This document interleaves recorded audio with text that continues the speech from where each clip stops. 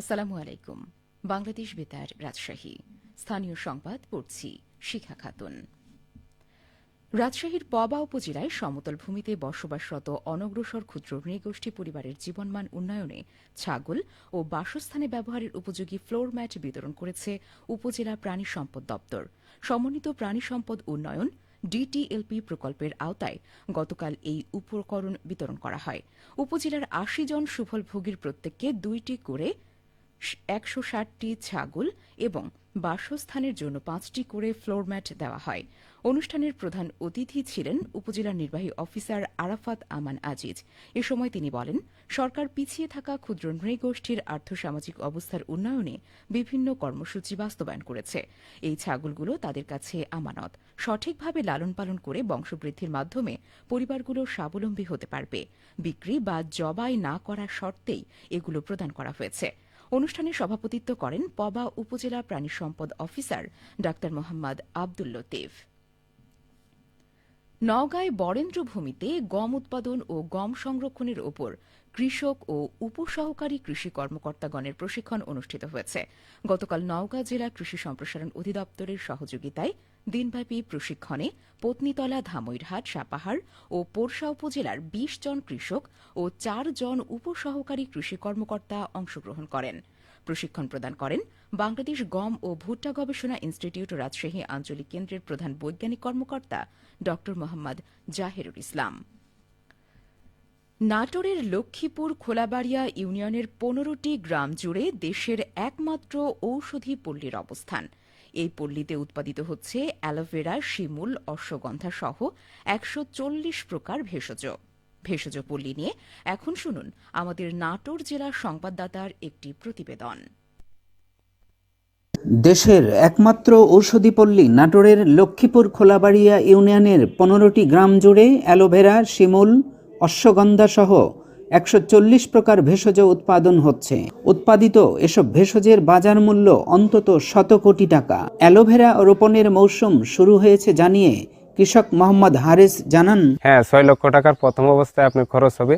পরবর্তীতে দ্বিতীয় অবস্থায় আপনার যে ২ বছর একটানা আপনি পাতা বিক্রি করতে থাকবেন, আপনি কিন্তু ২১ মাস খালি টাকা আসতেই থাকবে। এরকম এই গাছগুলো যদি না পচে, এই গাছ থেকে আপনার মুনাফা অর্জন করতেই থাকবেন। আর প্রথম অবস্থায় যে টাকাটা গেছে এইটাই হলো আপনার ক্যাশ, পরে খালি টাকা আসতেই থাকবে। আর পরবর্তীতে লেবারের টাকাটা যাবে, নিড়ানির টাকাটা যাবে। নাটোর সদর উপজেলা কৃষি অফিসার নীলিমা জাহান বলেন, নাটোর সদর উপজেলার লক্ষ্মীপুর খোলাবাড়িয়া ইউনিয়নে একমাত্র ঔষধি গ্রাম বলা হয় বাংলাদেশের। এখানে বিভিন্ন প্রকার ঔষধি ফসল উৎপাদন হয়ে থাকে। প্রায় ১৫টি গ্রাম মিলে এই ঔষধি গ্রামটা আর কি গঠিত।